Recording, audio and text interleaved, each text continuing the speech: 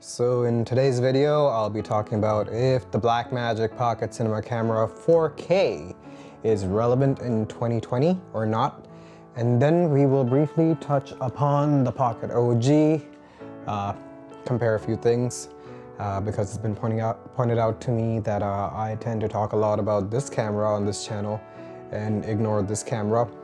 Well, that's not really the case, because with most of the lens videos or other accessory videos, I always write for the OG and 4K. So I don't ignore this. There are more things with this, but this is always there too. So without wasting any time, let's get started.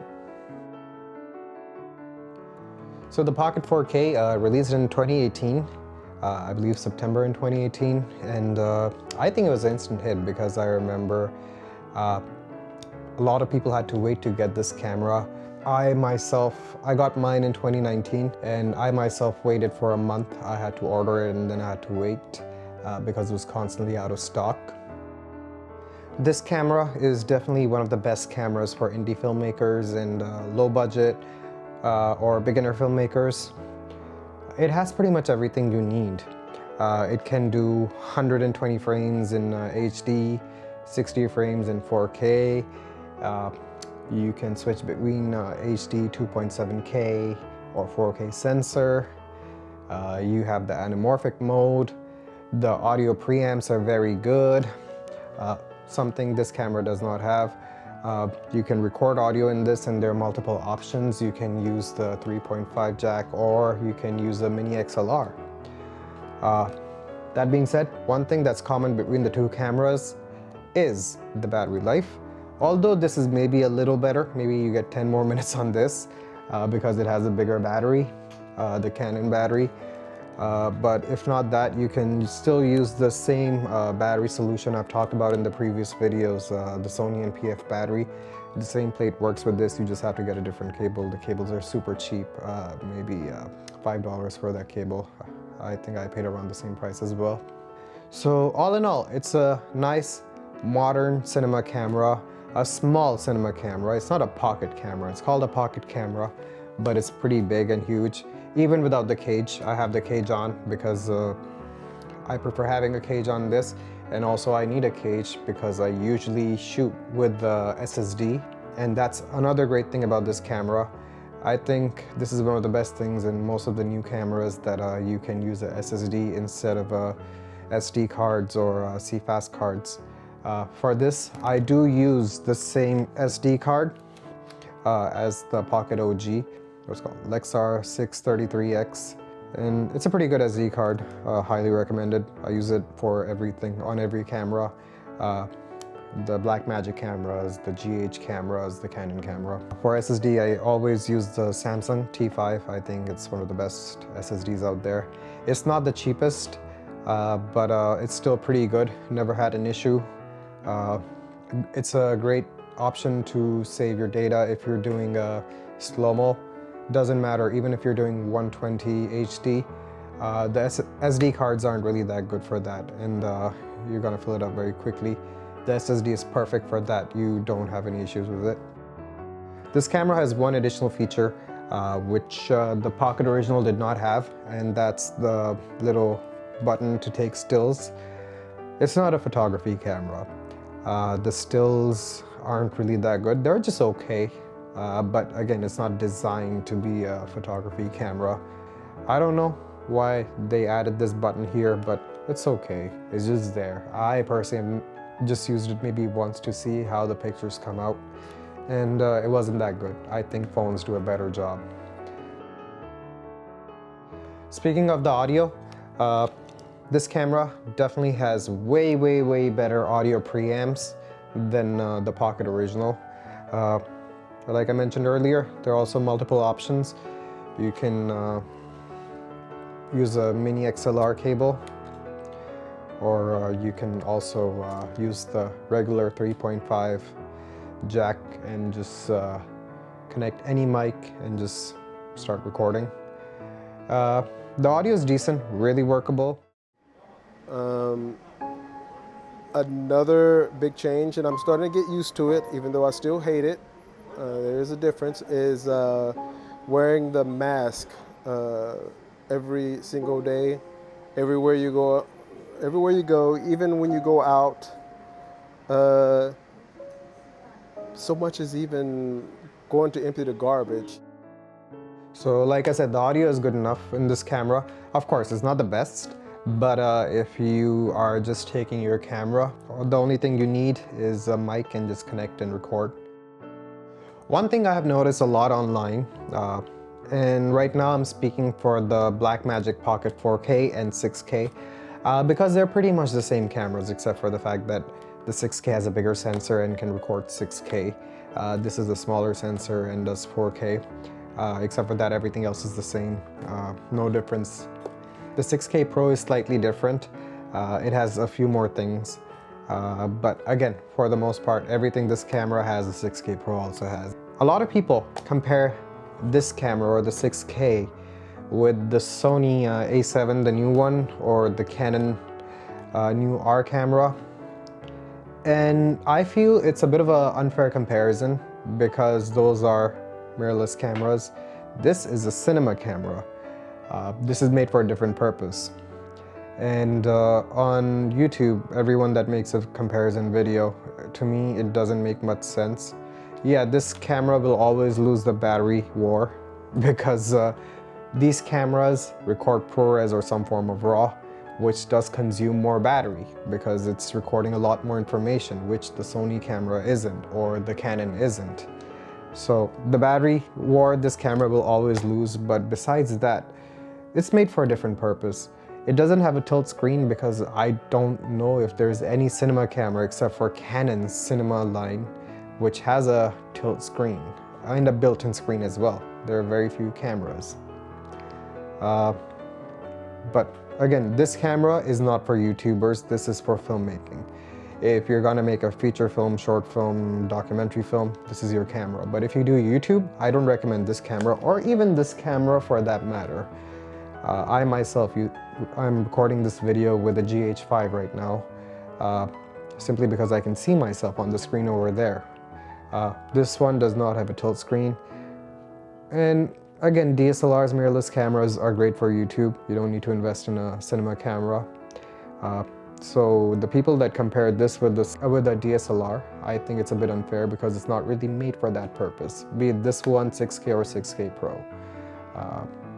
These are cinema cameras, not mirrorless cameras. Blackmagic never claimed these cameras to be for YouTube or for the same purpose as a DSLR. So if you have to compare these two cameras, they're both great in their own ways. This is a newer camera, so obviously it has more things. This camera came out almost 10 years ago. So of course, it's not gonna have all the things that this camera has because some of those things did not exist back then. But a few things to start with. Firstly, this is a pocket camera. This is not. It is huge. If you get the 6K, it's bigger. If you get the 6K Pro, it gets even more bigger. So they're called pocket cameras, but they're not. In that case, every mirrorless camera or DSLR or cube or box style camera is going to be a pocket camera. Because if it fits in your backpack's pocket, then it's a pocket camera. But this one's a true pocket camera. This one is just called a pocket camera. Secondly, I will definitely say Blackmagic used to have better bodies in the past. This body is much better than this one. They say that it is a better material or whatever, but it doesn't feel that good. This one or the 2.5K is also definitely a better body. The next thing I would say, I do like the bigger screen, but again, bigger body, so you get a bigger screen, so not a fair comparison. But another thing I like here is the touchscreen. Touchscreen was not a common thing back then, so of course, kind of out of question. I'm gonna ignore the 120 frames. This one can do 60 frames. That's something that is important for me. If this had 60 frames, this would be such an awesome camera. I think this would be the best camera in the world. This one looks like film. This one can look like film. You have to work on it. This has the standard modern camera look. Nothing wrong with it. It's good, it's great. People love it. That's what a lot of people look for. And it's just common. But this one has a very filmic look. They're easy to match in post. You can make this one look like this or this one look like this. So not a big deal. It just requires a little bit of work in post. Like I mentioned, when it comes to sound, this is definitely the winner. Back then there were cameras which had better audio. So this camera just doesn't have good audio. When it comes to the menu system, of course, this camera has an older system, this one has a new system. They're both very easy to use. They're definitely the most user-friendly menus. They both are good. One more point, I would say that these are cinema cameras, not a mirrorless camera or DSLR, so don't expect autofocus. Cinema cameras don't have that. Maybe some companies do add. I know the new Sony FX little camera FX3, that one has good autofocus, but that one does not have a lot of cinema features as well. The autofocus, using the focus button specifically, is almost the same. Maybe this one a microsecond faster, but it's almost the same, no difference. This is a great camera, like I said earlier, and it's gonna be relevant in 2022, 2023, because it is loaded with all the features that you need. 4K, HD, slow-mo, anamorphic, and most importantly, RAW, B-RAW. This was one of the first Blackmagic cameras which had B-RAW. It is a very popular RAW format. I personally don't use it because I've been using ProRes for years. I'm very comfortable with ProRes. And on top of that, I don't edit in DaVinci. So you need to edit in DaVinci. I know a lot of people use the free version of DaVinci. So for them, if you get a used one, then you're set. You get B-RAW with that. But going back to the point, that this camera, again, has everything that you need to make your film. Great camera. Battery life is the only issue. Like I said, if you're making a film, then I don't think the tilt screen thing is going to be an issue for you, because you are going to be behind the camera unless you're making a one-man film where you are in front and behind the camera both. Then it's a different thing. In that case, you might need a monitor, or just a DSLR mirrorless camera will be better for you. But besides that, perfect camera, has everything you need, has everything you'll need in the next 1 or 2 years. So great option. Multiple storage options for media. You can pick whichever one you want.